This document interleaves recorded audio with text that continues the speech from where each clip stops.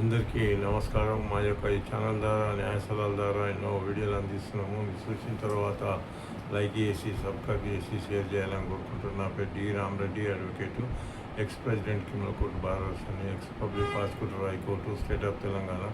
నేను తెలంగాణ ఉద్యమంలో 2001 నుంచి ఉండి కూడా వేల కేసులు వేసాం కనుక ఉద్యమకారులు కానీ, పార్టీకి సంబంధించిన వాళ్ళు కానీ, నా క్లయింట్లు కానీ, నా ఫ్రెండ్స్ కానీ చాలామంది కూడా అడుగుతూ ఉంటారు, ఈ మధ్యకాలంలో క్రిమినల్ లా మొత్తం చేంజ్ అయిందంట కదా సార్ అని చెప్పేసి. చాలా ఇంపార్టెంట్ క్వశ్చన్ కూడా ఇది. భారతదేశం మొత్తం కూడా 29 రాష్ట్రాల్లో కూడా క్రిమినల్ లా మొత్తం చేంజ్ అయింది.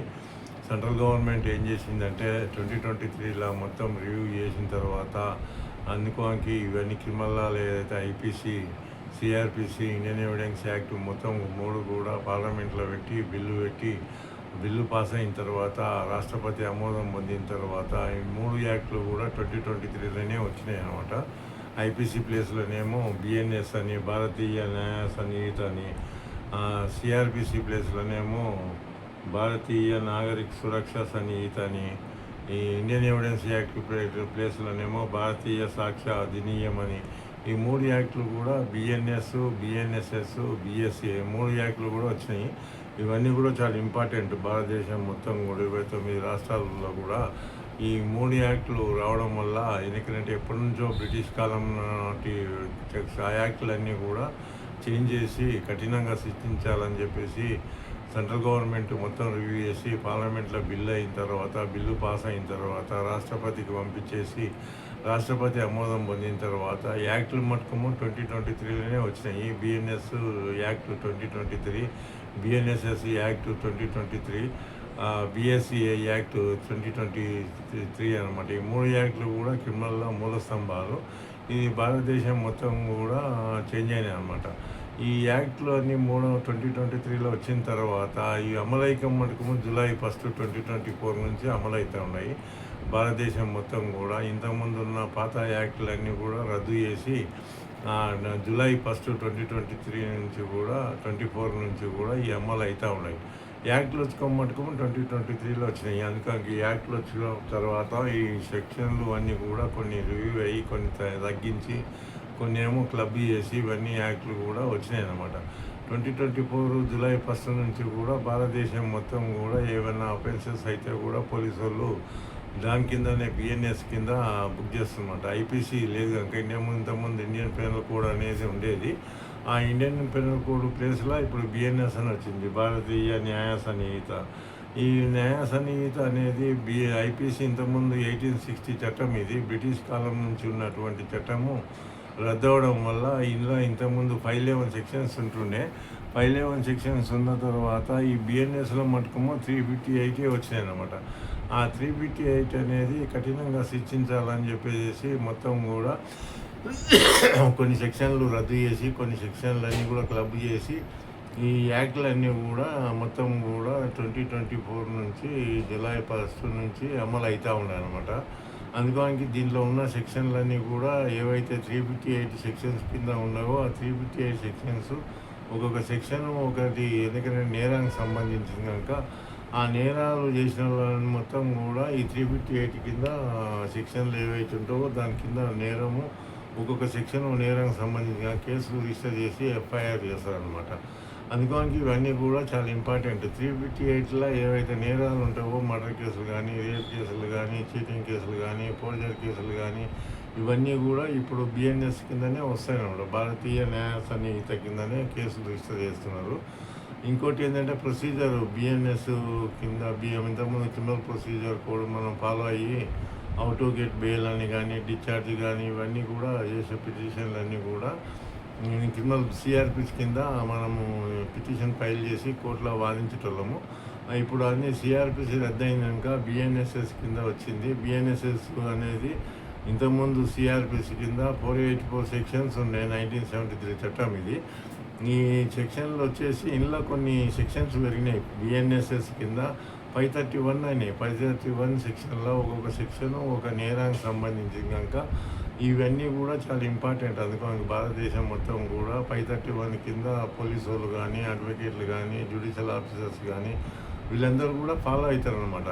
ఆ 531 కింద మనము ఒక్కొక్క సెక్షను అది ఎందుకంటే ప్రొసీజర్ కనుక బెయిల్ ఎట్లా వేయాలి, ఏ బెయిల్ సెషన్ కోర్టు బెయిల్ ఎట్లా, లేయర్ కోర్టు బెయిల్ ఎట్లా, బెయిలబుల్ అఫెన్స్ అంటే ఏంది, నాన్ బెయిలబుల్ అఫెన్స్ అంటే ఏంది, యాంటిసిపేటరీ బెయిల్ అంటే ఏంది, ఇవన్నీ కూడా దీని కిందనే బిఎన్ఎస్ఎస్సి యాక్ట్ ప్రకారమే మనము వేసుకోవాలన్నమాట. డిశ్చార్జ్ పిటిషన్స్ కానీ, how to conduct the trial కానీ, పోలీసు వాళ్ళు కూడా ఛార్జ్ షీట్ వేయడం కానీ, వాళ్ళు కూడా రిమాండ్ చేయడం కానీ, ఇవన్నీ ప్రొసీజర్ అన్నీ కూడా బిఎన్ఎస్ఎస్ కిందనే అవి ఫాలో కావాల్సి వస్తుంది. జడ్జెస్ అయితేనేమో హౌ టు డెలివర్ జడ్జిమెంట్స్ ఇవన్నీ కూడా దీని కిందనే ఫాలో కావాల్సి వస్తుంది అనమాట. ఈ సెక్షన్స్ అన్నీ కూడా ఏవైతే 531 సెక్షన్స్ బిఎన్ఎస్ఎస్ కింద ఉండవో అవన్నీ కూడా ఒక్కొక్క సెక్షన్ ఒక్కొక్కటి ప్రొసీజర్ అనమాట. కోర్టులో మనం ఫాలో కావడానికి హైకోర్టు కానీ సుప్రీంకోర్టు కానీ అందరూ కూడా బిఎన్ఎస్ఎస్ని క్రిమినల్ లా మొత్తం కూడా మన ప్రొసీజర్ ఫాలో కావాలంటే డిశ్చార్జ్ పిటిషన్, క్వాష్ పిటిషన్స్ కానీ, రివిజన్స్, అప్పీల్స్ అన్నీ కూడా ఈ బిఎన్ఎస్ఎస్ కిందనే ఫైల్ చేసుకోవాలి. ఎంతమంది కూడా నాకు ఫోన్ చేసి అడుగుతూ ఉంటారు సెక్షన్లు ఏమైనా చేంజ్ అయినా సరే. ఇవన్నీ సెక్షన్లన్నీ ఏం చేంజ్ కాలే కానీ పాత కేసుల గురించి కూడా అడుగుతూ ఉంటారు. పాత కేసులు ఏవైతే జూలై 1, 2024 నుంచి బిఫోర్ ఏవైతే కేసులు రిజిస్టర్ అయినావో ఆ కేసులన్నీ కూడా ఆ పాత ప్రొసీజరే ఫాలో అయ్యి పాత కేసులు డిస్పోజల్ అయినంత వరకు ఆ కేసులన్నీ కూడా జడ్జిమెంట్లు వచ్చినంత వరకు అవే ఫాలో కావాలి. ఆ ప్రొసీజర్ ప్రకారమే మన పిటిషన్లు కానీ మిగతా కానీ వేసుకోవడానికి ఆస్కారం ఉందన్నమాట. చాలామంది కూడా ఇది ఎందుకు కూడా ఎవిడెన్స్ యాక్ట్లో ఇంతకుముందు 167 ఉండే 167 ప్లేస్లో 170 అయినాయి. ఇలా 3 సెక్షన్స్ పెరిగినాయి కనుక ఒక్కొక్క సెక్షన్ మనం ఎవిడెన్స్ అనేది చాలా ఇంపార్టెంట్ కేసులలో. మనము ఏదైనా కేసు కండక్ట్ చేయాలన్నా కూడా కేసు ఫైల్ చేయాలన్నా కూడా మిగతాది సివిల్లో కానీ క్రిమినల్లో కానీ ఎవిడెన్స్ యాక్టు చాలా ఇంపార్టెంట్ అనమాట. ఎవిడెన్స్ యాక్ట్ని ఫాలో అయ్యే సివిల్లో క్రిమినల్లో మనము కేసులు వాదించుకోవడానికి ఆస్కారం ఉంటుందన్నమాట. ఈ 3 యాక్ట్లు కూడా బిఎన్ఎస్ఎస్, బిఎస్ఏ ఈ 3 యాక్ట్లు కూడా చాలా ఇంపార్టెంట్ అన్నమాట. భారతదేశం మొత్తం కూడా అన్ని రాష్ట్రాలలో కూడా జూలై 1 నుంచి కూడా అమలు చేస్తూ ఉన్నారు. అందుకని చెప్పేసి ప్రతి ఒక్కరు కూడా చాలామంది కూడా తెలియదు అన్నమాట. ఎవరైతే కేసులో ఇన్వాల్వ్ అయిందో వాళ్ళకే తెలుసు కొత్త యాక్ట్లు వచ్చినాయని చెప్పేసి. చాలామంది కూడా అవేర్నెస్ రాలేదు. సెంట్రల్ గవర్నమెంట్ కానీ స్టేట్ గవర్నమెంట్ కానీ సెమినార్స్ కండక్ట్ చేసి పబ్లిక్లో బాగా తీసుకుపోయినట్లయితే పబ్లిక్ కూడా అవేర్నెస్ వచ్చేది. పాత యాక్ట్లన్నీ రద్దు చేసినాము, కొత్త యాక్ట్లు వచ్చినాయి అని కొంచెం. ఎందుకంటే మొత్తం ఎలక్ట్రానిక్ మీడియా, ప్రింట్ మీడియా ద్వారా సెమినార్స్ కండక్ట్ చేసి వాళ్ళు ఎక్స్పోజ్ చేసి ఉంటే అందరు చాలామంది తెలుసు. చాలామంది కూడా తెలియదు ఇప్పుడు అమలు అవుతున్నాయని కూడా. కేసులు రిజిస్టర్ అయిన వాళ్ళకే తెలుస్తుంది అన్నమాట. అందుకని చెప్పేసి 2024 నుంచి జూలై 1 నుంచి కేసులు కొత్త కేసులు అన్నీ కూడా ఏవైతే కేసులు రిజిస్టర్ అవుతాయో అవన్నీ కూడా ఈ బిఎన్ఎస్ కిందనే రిజిస్టర్ చేస్తున్నారు అనమాట. అందుకని గమనించుకోవాలి. చాలామంది కూడా నాకు ఫోన్ చేస్తూ ఉంటారు. ఎంతమంది కూడా ఫోన్ చేసి సార్ కేసులలో డిశ్చార్జ్ పిటిషన్ అంటే ఏందని చెప్పేసి అడుగుతూ ఉంటారు. డిశ్చార్జ్ చేసుకోవాలంటే మా కేసు ఏదైతే నేను లేనప్పుడు డిశ్చార్జ్ చేసుకోవాలంటా సార్ అని చెప్పేసి అడుగుతాను. చాలా ఇంపార్టెంట్ క్వశ్చన్ కూడా. డిశ్చార్జ్ పిటిషన్ అనేది ఏ సెషన్లో కోర్టులో వేసుకోవచ్చు, సెషన్ కోర్టులో కేసులు ఏదైతే ట్రయల్ నడుస్తావో అందులో వేసుకోవచ్చు, కింది కోర్టులో కూడా వేసుకోవచ్చు అనమాట. ఇవన్నీ కూడా మనం ఎందుకంటే గమనించుకోవాలి. ఏదైతే సెషన్ కోర్టులో ట్రయల్ జరిగే కేసులు అఫెన్సెస్ ఉంటావో 7 years అబవ్ ఉన్నవన్నీ కూడా, ఎందుకంటే డెత్ కానీ లైఫ్ టైం సెంటెన్స్ కానీ ఇవన్నీ కేసులు కూడా దాంట్లోనే సెషన్ కోర్టులోనే నడుస్తుంది. ఆ సెక్షన్ ఏదైతే 227 ఇంతకుముందు సిఆర్పిసి కింద 1970 చట్టం కింద మనం వేసుకుంటున్నాము. ఇప్పుడు ఆ సెక్షన్ లేదు కనుక 250 కింద మనము వేసుకోవడానికి ఆస్కారం ఉంది. బిఎన్ఎస్ఎస్ యాక్ట్ ప్రకారము డిశ్చార్జ్ పిటిషన్ వేసుకోవచ్చు అనమాట. మనం డిశ్చార్జ్ పిటిషన్ మీ అడ్వకేట్ ద్వారా ఏదైతే పోలీసులు ఛార్జ్షీట్ వేసిన తర్వాత ఛార్జ్షీట్ కాపీ మీరు తీసుకున్న తర్వాత దాంట్లో గమనించుకొని ఎవిడెన్స్ ఏదైతే సాక్షులు ఉంటారో సాక్షులు మీ మీద ఎవరు కూడా చెప్పనట్లుంటే దాంట్లో మెమో ఆఫ్ ఎవిడెన్స్ అని ఉంటుంది. మెమో ఆఫ్ ఎవిడెన్స్లో దాంట్లో ఏముంటాయి, ఎంతమంది విట్నెస్లు ఎగ్జామ్ చేసిండ్రు, ఎంతమంది మీకు సపోర్ట్ చేసిండ్రు, ఎంతమంది సపోర్ట్ చేయలేదు, మీకు అగనెస్ట్గా ఎవరైనా చెప్పిండ్రా అనేసి కూడా దాంట్లో వాదించిన తర్వాత చూసుకున్న తర్వాత ఆ ఛార్జ్షీట్ మొత్తం కూడా కాపీ ఇస్తారనమాట మీకు. బిఫోర్ ఛార్జ్ చేస్తే ఎందుకంటే ఛార్జ్షీట్ కాపీలు పని చేస్తారు. కాపీలు పని చేసిన తర్వాత సెషన్ కోడ్ 232 బిఎన్ఎస్ఎస్ యాక్ట్ ప్రకారము మీరు డిశ్చార్జ్ చేసుకోవడానికి ఇచ్చిన కాపీలు ఏవే సెషన్ కోర్టులో ఉంటావో దాని కింద బిఎన్ఎస్ఎస్ యాక్ట్ ప్రకారము 232 అఫెన్స్ కింద ఏవైతే నేరాలు జరుగుతావో ఆ నేరాలు జరిగినవి ఆ సెక్షన్ల కింద మనము ట్రయబుల్ బై సెషన్ ఉంటుంది కనుక అక్కడ మనము ఏదైతే కండక్ట్ చేస్తారో కేసులు కండక్ట్ చేసినప్పుడు అక్కడ ఉన్న జడ్జెస్ కాపీలు మీకు ఇస్తారనమాట. కాపీలు ఇచ్చిన తర్వాత ఛార్జ్షీట్ కాపీ ఇస్తారనమాట. ఛార్జ్షీట్ కాపీతోని అలాంగ్ విత్ ఎఫ్ఎస్ఎల్ రిపోర్ట్ కానీ మిగతా కానీ డైయింగ్ డిక్లరేషన్ ఉంటే డీడీ ఉంటే డీడీ ఇవన్నీ కాపీలు కూడా దాంట్లో దత్తపరుస్తారు. దత్తపరిచిన తర్వాత మీకు ఫ్రీనే కాపీ సర్వీ చేస్తారు. ఎంతమంది అక్యూజ్డ్ ఉన్నా అంతమంది అక్యూజ్లకు ఫ్రీయే ఇస్తారనమాట. ఆ కాపీని మొత్తం ఛార్జ్షీట్ కాపీని మొత్తం క్లుప్తంగా చదువుకోవాలి. చదువుకున్న తర్వాత మీరు ఒక పిటిషన్ పెట్టుకొని 250 కింద ఏదైతే బిఎన్ఎస్ఎస్ యాక్ట్ ప్రకారం ఇంతకుముందు 227 కింద సిఆర్పిసి కింద 1970 చట్టం ప్రకారం వేస్తున్నాము. ఇప్పుడు ఆ చట్టం లేదు కనుక ఇప్పుడు 250 కింద బిఎన్ఎస్ఎస్ యాక్ట్ ప్రకారము మనము ఒక పిటిషన్ పెట్టుకున్నట్లయితే జడ్జి గారు మీ వాదనలు విన్న తర్వాత డిఫెన్స్ అడ్వకేటు ప్రాసిక్యూషన్వి వీళ్ళందరూ కూడా ఎవిడెన్స్ అంతా మొత్తం ఉందా లేదా అని కూడా జడ్జెస్ మొత్తం చదువుతారు అన్నమాట.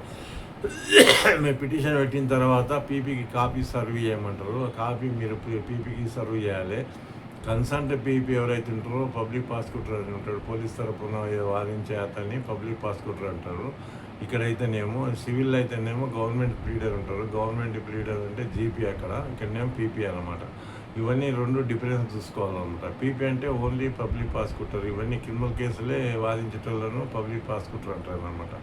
ఈ పబ్లిక్ ప్రాసిక్యూటర్ ఏదైతే ఉంటాడో అతను కాపీ సర్వ్ చేసిన తర్వాత అతను టైం తీసుకుంటాడు. దానికి టైం తీసుకొని ఛార్జ్షీటు మొత్తం కూడా అతను కూడా చదివి దాని కౌంటర్ ఏదైతే జవాబు మీరు వేసిన పిటిషన్కు జవాబు వేస్తాడు. చేసిన తర్వాత మళ్ళీ జడ్జి గారు మీరు దాన్ని తీసుకున్న తర్వాత మీకు కూడా కాపీ ఇస్తాడు. అతను కూడా మీరు ఇచ్చిన పిటిషన్కు అతను చదువుకున్న తర్వాత కౌంటర్ వేసే ముందర మీకు కూడా కాపీ ఇస్తాడు.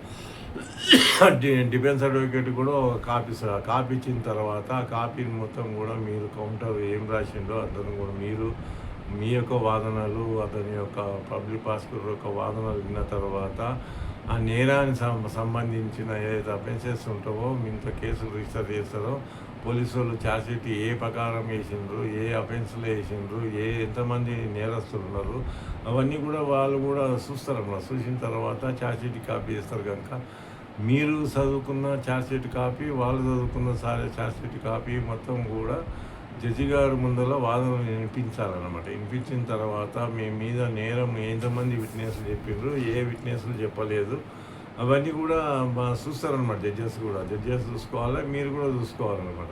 ఒకవేళ మీ మీద ఉన్న నేరం ఏదైతే ఉంటుందో ఆ నేరాన్ని గురించి ఎవరు కూడా విట్నెసెస్ చెప్పలేదన్నప్పుడు అప్పుడు మీరు పిటిషన్ వేసుకున్నట్లయితే మెయింటైనబుల్ అవుతుంది అనమాట. అప్పుడు వేసుకున్న తర్వాత మీ వాదనలు విన్న తర్వాత జడ్జి గారి ముందల్లా మీరు చెప్పాలి ఏ విట్నెస్ కూడా మా మీద చెప్పలేదు సార్ అని చెప్పేసి అన్నప్పుడు జడ్జి గారు కూడా మొత్తం కేసును మొత్తం క్లుప్తంగా చదువుతాడు. ఆయన కూడా బిఫోర్ ఛార్జెసే ఉంటాయి అన్నమాట. అనుకోనికి ఇవన్నీ కూడా ట్రయబుల్ బై సెషన్ కింద ఏవైతే అఫెన్సెస్ ఉంటావో ఆ అఫెన్సెస్ మొత్తం కూడా నేరము ఏదైతే చేసిండ్రో చేయలేదా అనేది జడ్జి గారు డిసైడ్ చేస్తారనమాట. మీకు పోలీసు వాళ్ళు మొత్తం విట్నెస్లు వాళ్ళు ఎవిడెన్స్ కింద కలెక్ట్ చేస్తారు కదా, ఆ విట్నెస్ల కాపీలు ఎఫ్ఎస్ఎల్ రిపోర్టు ఎందుకంటే డైయింగ్ డిక్లరేషను ఇవన్నీ కాపీలు కూడా డాక్టర్ సర్టిఫికెట్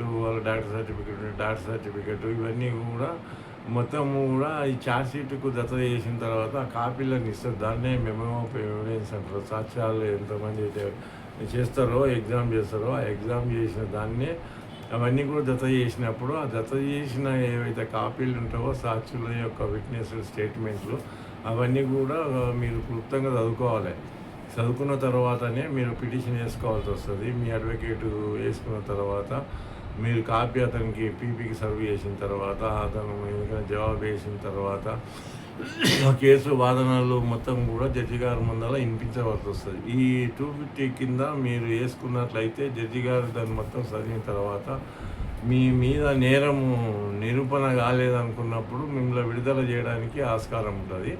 ఒకవేళ మీ మీద నేరము ఎందుకంటే ఉంది అన్నప్పుడు నేరం పలానా విట్నెస్ చెప్పిందని చెప్పేసి జడ్జి గారు భావించినప్పుడు మీరు వేసిన పిటిషన్ డిస్మిస్ చేస్తాడు. వాళ్ళ మీరు మీద నేరం లేదన్నప్పుడు పిటిషన్ అలో చేస్తే మిమ్మల్ని బయటికి విడుదల చేసి కేసు నుంచి విముక్తి పొందుతారు అనమాట. అందుకని ఇవన్నీ చాలా ఇంపార్టెంట్ అనమాట. ఎందుకంటే అది మీరు 250 కింద మీరు పిటిషన్ పెట్టుకొని అడిగినట్లయితే జడ్జి గారి ముందర వాదన వినిపించినట్లయితే జడ్జి గారు విని మిమ్మల్ని విడుదల చేయడానికి ఆస్కారం ఉంటుంది.